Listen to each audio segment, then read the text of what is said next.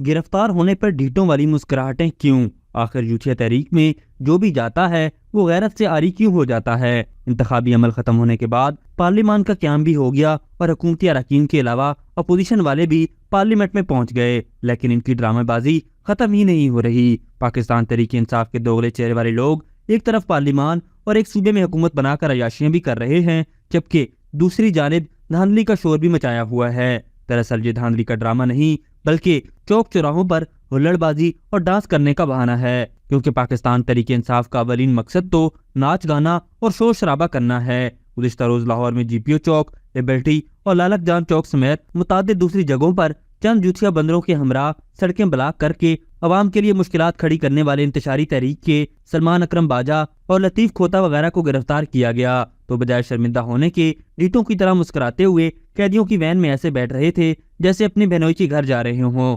شریف آدمی تھانہ کچہری کا نام سن کر ہی شرم سے ڈوب مرتا ہے، لیکن مجال ہے شرم و حیا یا غیرت یوتھیوں کو چھو کر بھی گزرتی ہو۔ انسان میں ذرا سی بھی شرم ہو تو وہ اپنی غلطی اور ہٹ درمی چھوڑ کر انسان کا پتر بن جاتا ہے، مگر پاکستان تحریک انصاف میں جو بھی جاتا ہے وہ بے شرمی اور ہٹ درمی کا پیکر بن جاتا ہے۔ یوتھیو کچھ شرم ہی کر لو، تمہاری قیادت سمیت کارکنان تک آوے کا آوا ہی بگڑا ہوا ہے۔